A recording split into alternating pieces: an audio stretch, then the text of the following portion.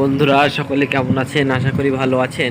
সাতক্ষীরা পাটকেলঘাটা ভিডিওর দুটো পার্ট, অর্থাৎ দ্বিতীয় পার্টটি আপনারা দেখাতে বলছিলেন, তো সে ভিডিওটি নিয়ে আসলাম। দেখুন আমরা সাগদা অঞ্চলে আছি এখন। দেখুন রাস্তাটাও কিন্তু আগে যে রাস্তাটা ছিল সেটা ছোট ছিল, তার থেকে যথেষ্ট বড় রোড এটি তৈরি করছে।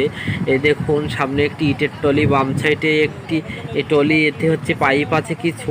তো রাস্তার দুই সাইডের ভিউটা অত্যন্ত চমৎকার। এই যে ছোট ছোট গাছগুলো দেখতে পাচ্ছেন, পূর্বের রাস্তা, অর্থাৎ এখান থেকে বেশ কয়েক বছর হয়েছে এই রাস্তাটা তৈরি করেছে। এর আগে যে রাস্তাটা ছিল সেই রাস্তার দুই ধার দিয়ে ছিল বাবলা গাছ, অর্থাৎ বাবলা গাছে সমৃদ্ধ ছিল দুই সাইড। এখন হচ্ছে নতুন একরকম গাছ লাগিয়েছে, মানে এটা হচ্ছে বাবলা গাছের মতো কিছুটা, আবার বাবলা গাছ না, অর্থাৎ গাছগুলো খুব বেশি বড় না, মিডিয়াম সাইজ হয়েছে। কিন্তু পাপড়া গাছে যে কাঁটাগুলো আছে, অর্থাৎ দেশি পাপড়ায় আপনারা যে কাঁটাগুলো দেখছেন তেমন হচ্ছে কাঁটা। রাস্তার সাইডে সব কুল শুকাতে দিয়েছে, অর্থাৎ এই সাগদা অঞ্চলটা হচ্ছে কুলের জন্য বিখ্যাত।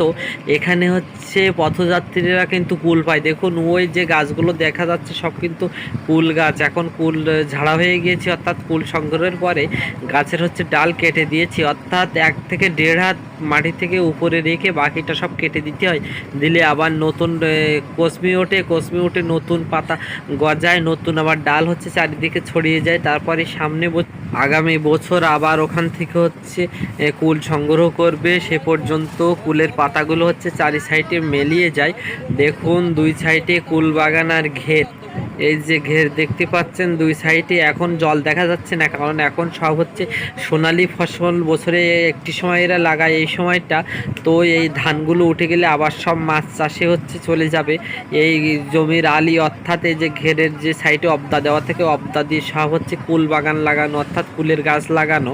এবং এই কুল সংগ্রহ করে পাশাপাশি এই অবদায় তারা এই সময়টায়, অর্থাৎ ধান চাষ পরে মাছ চাষ শুরু করলেই হচ্ছে অবদা দিয়ে সব সবজি চাষ করে, মানে প্রচুর সবজি হয়, যেমন লাউ, কুমড়া, ঝিঙে, উচ্ছে, এগুলো হচ্ছে তারা তৈরি করে।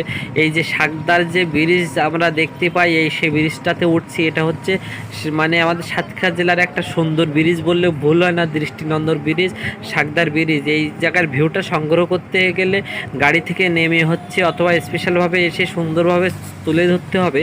তো সে ভিডিও আমি অন্য আর একটা ভিডিওতে নিয়ে আসবো আলাদা করে। তো এখন ডাইরেক্ট চলে যাচ্ছি, তো ডাইরেক্ট ভিডিওটা দেখাচ্ছি। আপনারা যারা এই ব্রিজটা প্রথম দেখবেন অবশ্যই ব্রিজটার প্রেমে পড়ে যাবেন। এখন হচ্ছে সুন্দরভাবে ঘুরিয়ে আমি ব্রিজটা দেখাতে পারলাম না, এই জন্য আন্তরিকভাবে দুঃখিত। এর থেকে আমি আর একটা সুন্দর ভিডিও নিয়ে আসবো এই ব্রিজ নিয়ে। তো আপনারা যেই প্রথম দেখুন না কেন এই ব্রিজটার প্রেমে পড়ে যাবেন অবশ্যই। হয় ছবি তুলবেন, না হয় হচ্ছে একটা সুন্দর ভিডিও তৈরি করবেন, এতটা ভালো লাগে। তো ভিডিওর সাথে থাকার জন্য অনেক ধন্যবাদ। আবার দেখা হয় পরবর্তী ভিডিওতে, সুন্দর ভিডিও নিয়ে আসবো। Bye bye.